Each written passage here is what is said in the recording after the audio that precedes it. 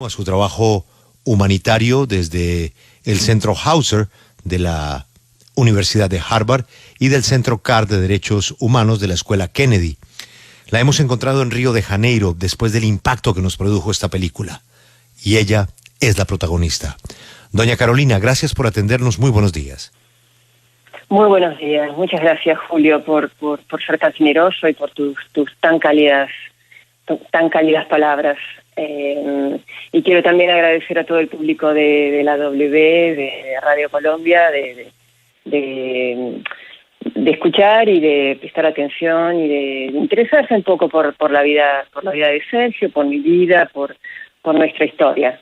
Creo que Colombia también tiene heridas profundas, tiene marcas profundas, porque sabe mejor que nadie lo que se trata una guerra, de lo que se trata de perder seres queridos, y con esa empatía y esa historia de pérdidas, pero de lucha constante y de mucha garra y de mucha fuerza por sus víctimas de guerra, puede conectarse bien con la historia de él y con mi historia. Entonces quiero agradecerte muchísimo. Fascinante la historia. Y si yo sufrí tanto en la película, no quiero pensar lo que usted sufrió en tiempo real en su vida, esta historia. Primero, el éxito que tuvieron en la solución pacífica a la crisis que costó tantas vidas en Timor Oriental. Y luego, pues este trabajo en Bagdad, donde Sergio se enfrenta inclusive al propio delegado del presidente de los Estados Unidos en tomar decisiones que no le gustaban al presidente de los Estados Unidos. Pero yo quiero ir al momento de la tragedia que necesito que usted me ayude a entender. Explota una bomba en un hotel, usted está ahí, él queda atrapado con una cantidad de colaboradores, fue un atentado suicida que le costó la vida a 22 personas, pero Sergio queda vivo y en contacto con los rescatistas, pero yo no puedo entender cómo se demora tanto, y si fue así, al menos para mí fue una eternidad lo que se demoró en llegar la ayuda y la falta de velocidad o yo no sé, de elementos mecánicos, de cuerdas, de algo para poder salvar a Sergio. ¿Por qué pasó tanto tiempo para poder rescatar a Sergio que cuando ya lo logran, pues fue muy tarde? Bueno, Julio, te agradezco muchísimo tu observación, y creo que estás justamente en la marca. Como tú lo has dicho, ese es un mensaje, quizás el mensaje más importante que necesitamos darnos cuenta que la estrella más fulgurante de la organización en su historia, y la verdad es que no ha habido nadie como Sergio desde el atentado hasta hoy. Creo que la película marca el descaso, el total descaso en las 4 horas en las cuales él agonizó, desconocido en los escombros. Y te agradezco también la introducción, porque yo estaba con él como profesional en mérito propio, que soy funcionaria de Naciones Unidas, y también como su esposa. Como su esposa, reconocida por la justicia brasileña en un proceso largo que duró 10 años, que reconoció nuestra unión civil. Y quizás hay una parte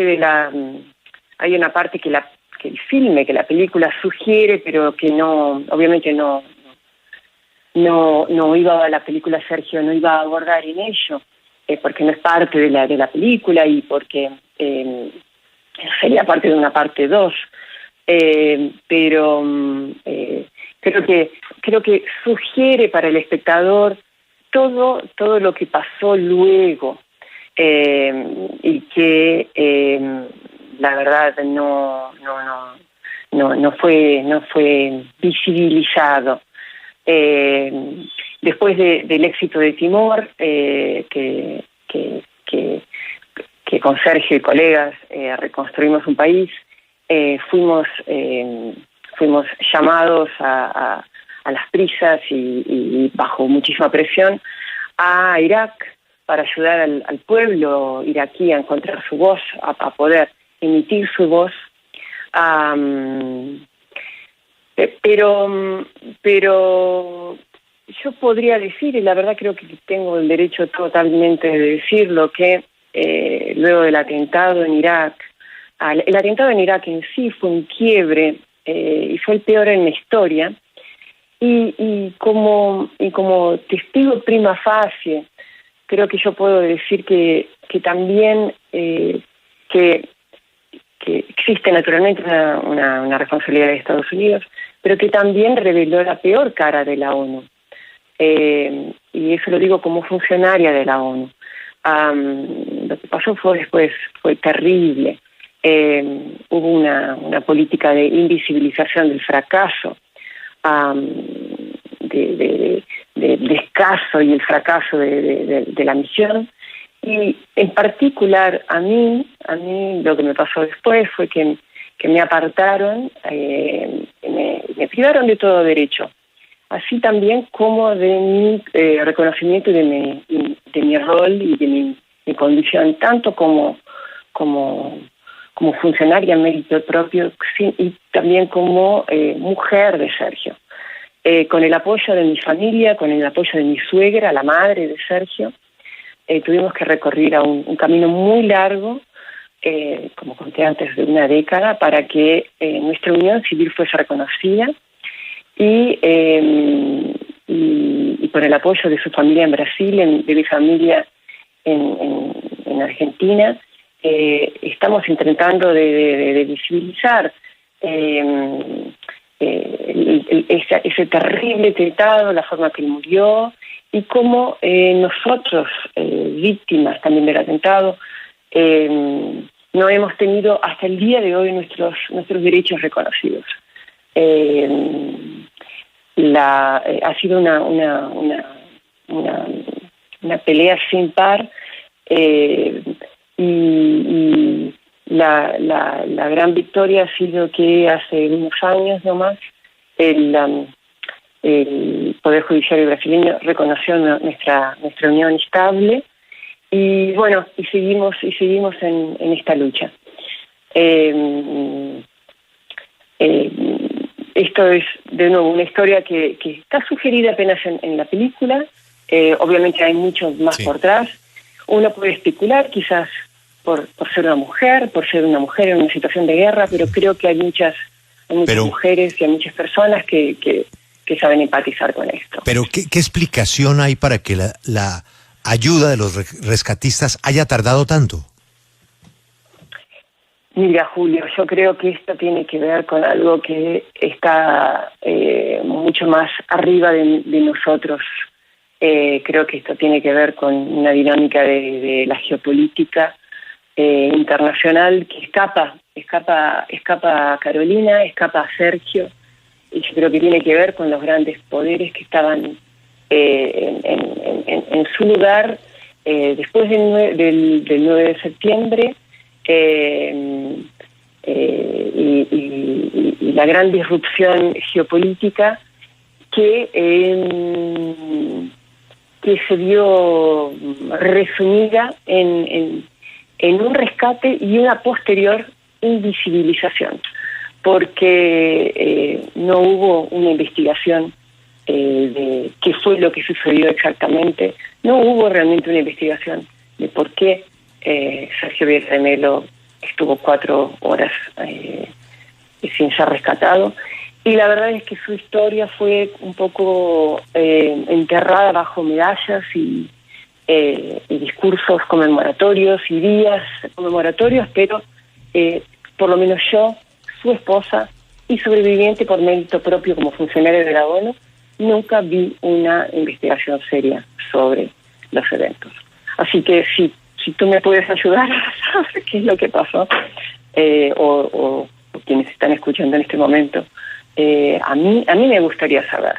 Y me gustaría saber también por qué yo fui invisibilizada tanto, y tuve que luchar en la justicia para que mis derechos fuesen reconocidos, y que esto sucedió hasta hace poco tiempo, pero que no ha conducido para ninguna reacción específica de parte de la ONU. Carolina, Ana de Armas la representa a usted en esta película y también representa un poco esta historia de amor, porque también hay una historia de amor muy hermosa en la película. ¿Usted se ve bien representada? ¿Ve la historia que tenían ustedes dos verídica como fue en la vida real? Mira, Ana de Armas hallo que es una magnífica actriz que tiene muchísimas expresiones que tocan a nosotras como mujeres. Creo que es significativo que su apellido sea de Armas, y creo que de alguna forma resume y ejemplifica cómo nosotras mujeres tenemos que batallar por nuestros derechos, batallar por nuestro rol en la sociedad, nuestra visibilización en esta historia, en la vida real. Yo y mi suegra, la madre de Sergio, estuvimos luchando muchísimos años, y por más que claro, la historia resume muchas cosas. Por ejemplo, yo ya conocía de varios años a la familia de Sergio, a mi suegra, que es casi como una madre para mí. Sergio conocía a mi familia y eso está resumido en la película. Creo que bueno, que esa es una pequeña licencia poética, pero creo que el mensaje en general, más allá de esos detalles, es importante y está muy bien recreado por esa magnífica actriz cubana americana.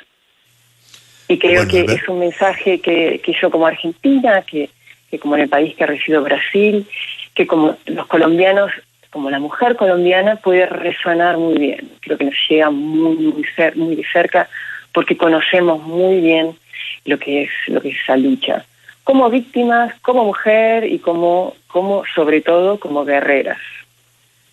Bueno, Alberto, pero ni más faltaba que Ana de Armas es una actriz preciosa, pero además de todo su trabajo humanitario, pues es que a la mujer que interpreta, a Alberto, con quien estamos hablando, es también una mujer absolutamente preciosa. Pues sí, yo quiero decirle a doña Carolina que me conmovió profundamente la película, porque se dan una serie de coincidencias pues muy importantes para mí, y es que está basada sobre el libro de la embajadora Samantha Power, Closing the Flame, a quien tuve el honor de conocer, porque yo, como usted, estoy casado felizmente con una funcionaria de Colombia, pero que fue representante en Naciones Unidas, y por consiguiente muy cercana a la preocupación que se deriva de lo que aquí se ha dicho de su marido, porque en la película hemos podido comprobar que se trataba de uno de los personajes más importantes de la historia diplomática en el mundo, y que muy seguramente habría sido el secretario general de Naciones Unidas cuando le correspondiera a América Latina ese altísimo cargo. Por consiguiente, la película que vimos, en la que aparece Samantha reclamando justamente el episodio al que se refería Julio en una pregunta anterior, mediante la cual se dejaba en claro que una guerra que había sido dirigida y sustentada con un poder inmenso para poder hacer la guerra, no hubiera sido más eficiente en la recuperación de su marido cuando se produjo el atentado. Sí, de verdad ese es el capítulo que que creo que la película subraya mejor, y subraya para que hoy nosotros nos preguntemos ¿por qué fue que sucedió eso? ¿Por qué es que no hubo una investigación seria por parte de las Naciones Unidas sobre las responsabilidades también criminales por el abandono que sufrió Sergio, que era nada más y nada menos en ese momento el alto comisario de Naciones Unidas para Derechos Humanos? ¿Y por qué esa larga política de invisibilización de este fracaso de la ONU, que ha afectado también a todos los sobrevivientes de ese atentado, a todos esos colegas que trabajaron conmigo, que se vieron no reconocidos en sus derechos como víctimas, no han obtenido respuestas de la ONU y no han sido tampoco acompañados para su recuperación, para su reinserción y para su visibilización. La verdad es que una organización que se dice ser la que levanta la bandera de los derechos de las víctimas, pues no lo ha hecho con las suyas propias. Y eso es algo que creo que la película sugiere con mucha fuerza, y que es importante que discutamos, que hablamos, que lo pongamos en el frente del candelero, y que 17 años después del atentado finalmente encontremos respuestas. Yo con mi suegra seguimos preguntando, seguimos tocando, batiendo en la puerta, golpeando en la puerta. No recibimos ninguna respuesta, mucho por el contrario. La puerta está totalmente cerrada, la ONU no nos atiende. Pero y estamos extremadamente decepcionadas y entristecidas, y tenemos que esperar a que Netflix lo coloque en esta plataforma para visibilizarlo, y creo que también es una gran victoria. Y de nuevo, creo que esto es algo universal, es algo que nos pasa a nosotros, pero que les pasa a mucha gente en Colombia, que está invisibilizada, que está victimizada y que está buscando que sus derechos sean reconocidos. Usted con esta entrevista nos mencionaba esa decepción con la ONU, y con frecuencia uno escucha personas que subestiman el papel de la ONU, que dicen que es un grupo de burócratas, que consideran inocuos sus documentos, lentas sus reacciones o muy complicadas o inútiles sus reuniones. Pero esa es la ONU en la que creía su esposo y la ONU en la que ha creído usted. ¿Cuál es el valor de la ONU en la que creía Sergio?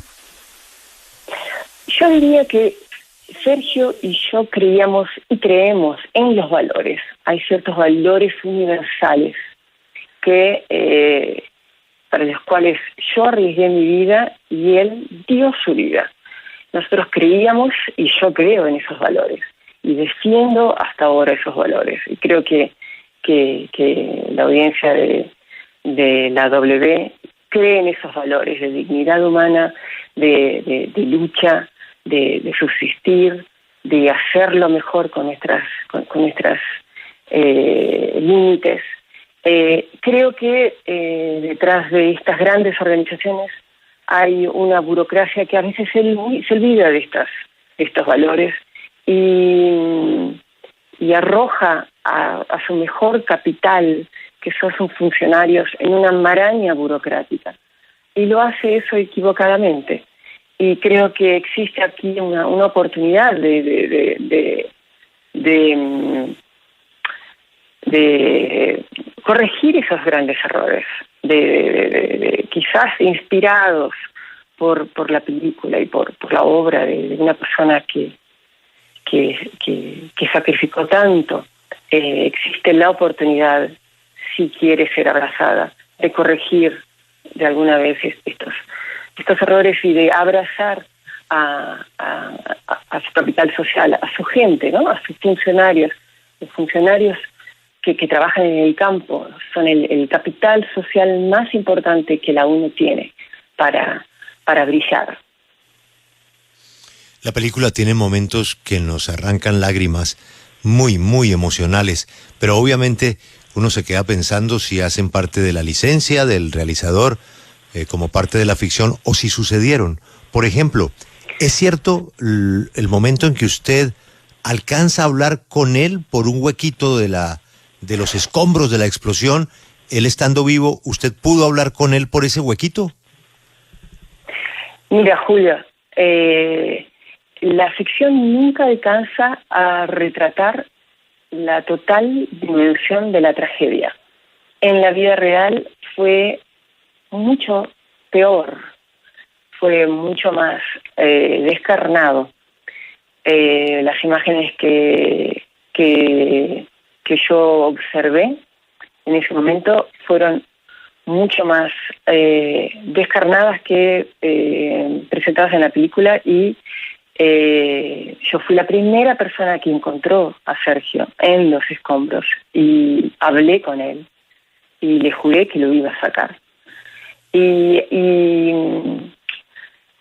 a pesar de todo eso que yo viví, del estrés postraumático que sufrí después del atentado, yo me sentí abandonada, totalmente abandonada, por el descaso de la organización, por el descaso de la organización, que creo que sintió vergüenza de haberlo abandonado a Sergio durante 4 horas, y quiso entonces colocar bajo la alfombra muchos de los detalles. Pero en la vida real fue mucho peor.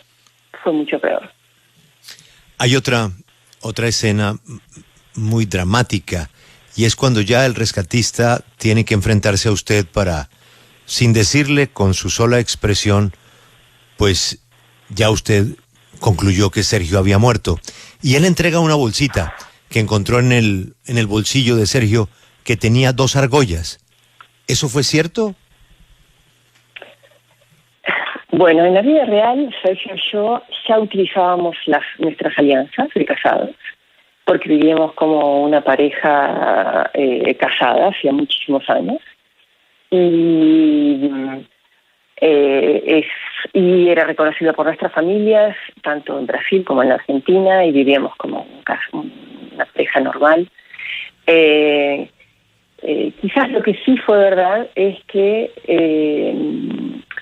en el momento de la tragedia, y de nuevo creo que muchas víctimas en Colombia entienden esto muy bien, no hay abrazos, no hay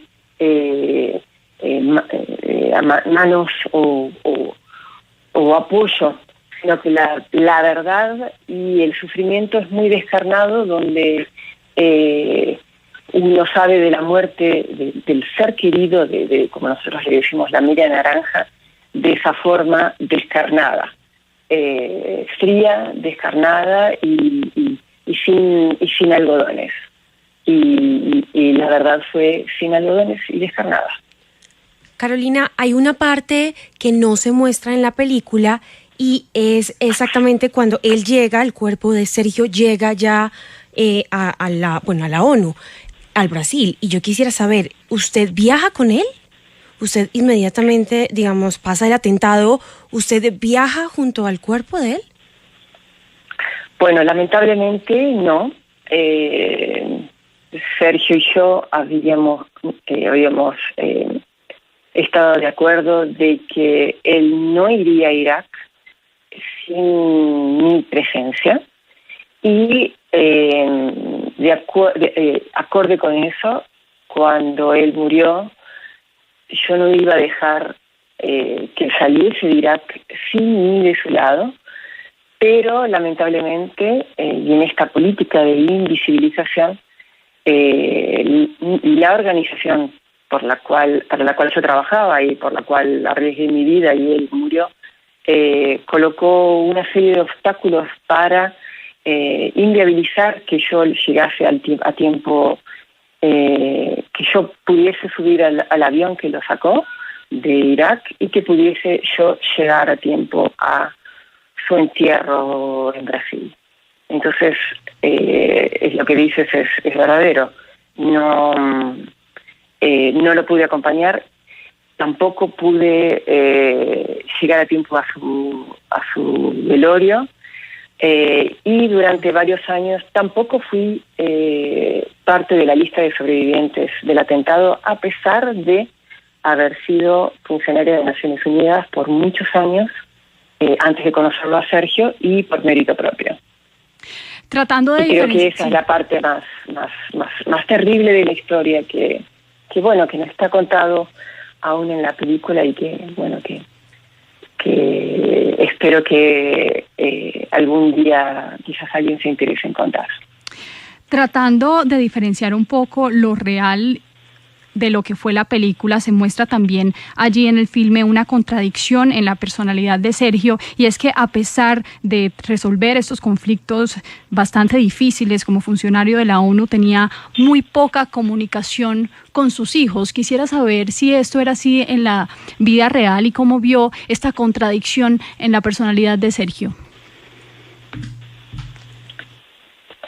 Sí. Eso es algo también que la película muestra muy claramente, y el hecho de que Sergio estaba dedicado a los ideales que él abrazaba, y él estaba entregado a su labor en pro de los más desamparados, y él también estaba entregado a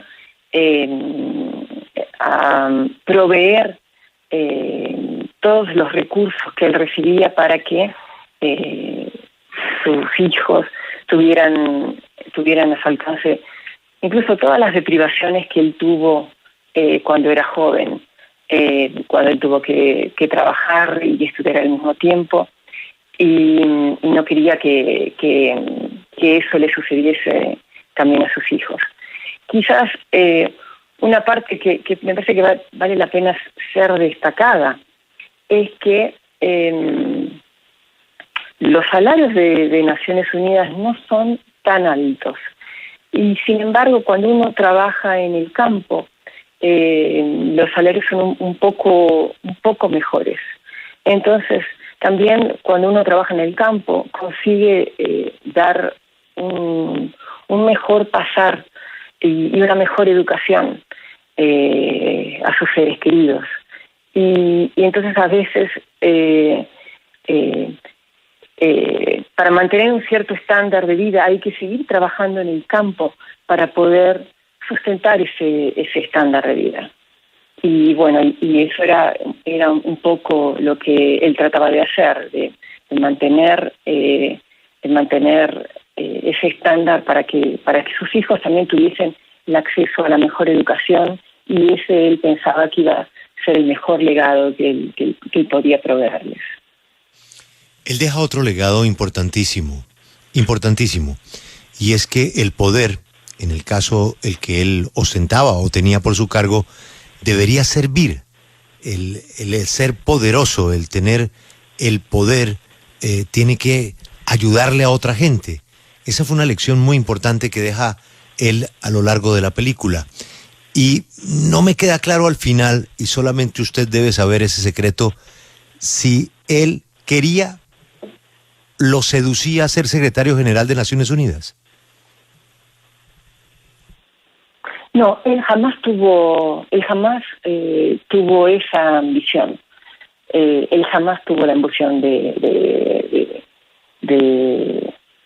ser secretario general de Naciones Unidas, porque él ya estaba en lo que él consideraba el lugar más fulgurante de su carrera.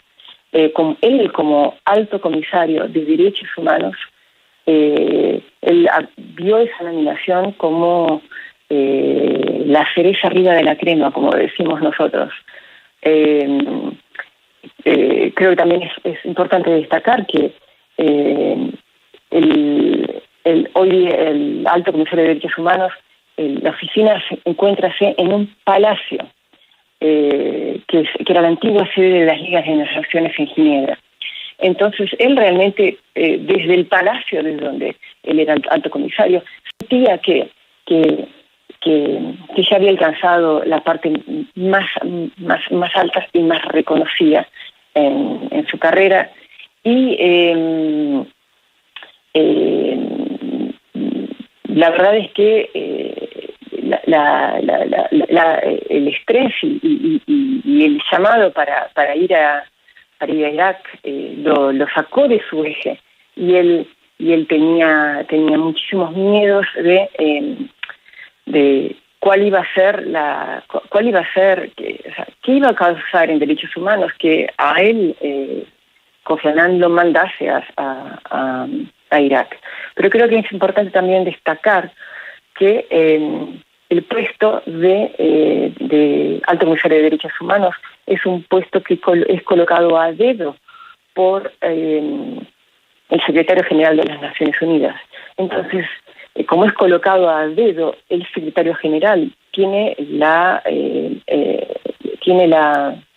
facultad de retirarlo, a diferencia del puesto de secretario general, que es por consenso de las naciones. El puesto de alto comisario es colocado a dedo. Entonces, cuando Kofi Annan le insiste a Sergio en repetidas veces, 3 veces, Sergio, si él decía que no, entonces también tenía que renunciar a su puesto como alto comisario de derechos humanos.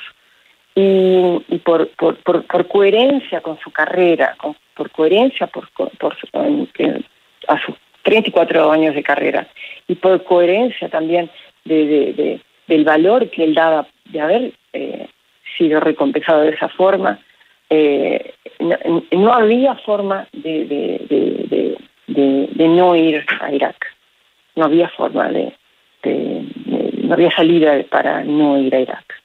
Y lo que tú dices también sobre el poder es importante. ¿De qué sirve realmente el poder si no es para dedicárselo a aquellos que más lo necesitan, que están más en la periferia, que han sido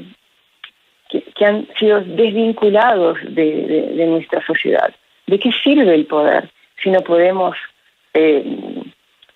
verterlo en favor de aquellos que han sido víctimas de tanto sufrimiento? Creo que Sergio, que fue formado en filosofía, que no entendía eso desde lo más visceral, desde lo más entrañable, lo comprendía, y era parte intrínseca de su propio ADN, de su propia estructura física y moral. Yo le tengo una última pregunta para una respuesta tan sencilla como sí o no. Sergio había convocado a una rueda de prensa en donde iba a expresar e iba a hacer pública una situación que a él le preocupaba. Y eso lo iba a hacer en contra de voluntades que no querían y que no compartían lo que él pensaba. Cristina, ¿usted piensa que lo que pasó con esta tragedia y el desarrollo posterior tuvo que ver con esa rueda de prensa que él iba a hacer? Mira, la verdad es que no cabe a mí decirlo. Creo que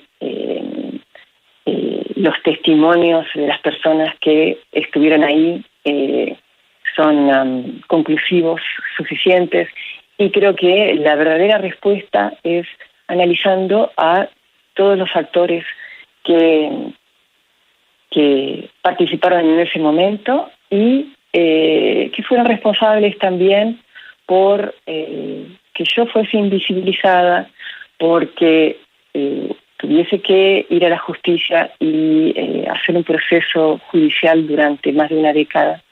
Creo que a través de eso la audiencia y ustedes saben exactamente cuál es la respuesta. Carolina Larreira ya fue escogida merecidamente Mujer del Año por el Consejo Nacional de Mujeres en su país. También nos ha representado en la organización Iniciativa para las Drogas, para Enfermedades Descuidadas. Ha sido y continúa siendo una mujer muy comprometida con el respeto a los derechos humanos. Ha sido un placer saludarla y ahora sí recrear la realidad que, como ella bien dice, supera la ficción en esta tragedia de la explosión de esa bomba en un hotel de Bagdad que le costó la vida a muchos trabajadores de Naciones Unidas. 22 personas murieron, entre ellas su esposo, ese ídolo, la leyenda, el hombre que arreglaba los problemas. Me refiero a Sergio Vieira de Mello, su compañero de siempre. Doña Carolina, muchas gracias por atendernos y deseamos muchos éxitos en su trabajo social y que algún día usted reciba las respuestas que merece de lo que allí pasó. Ha sido usted muy amable. Muchísimas gracias. Voy a seguir luchando. Julio, Camila y a toda la audiencia de la W, muchísimas gracias por este tiempo y por dejar contar mi historia. Muchísimas gracias. Ante historia, recomiendo la película, se llama Sergio. La pueden ver en Netflix. Ya volvemos.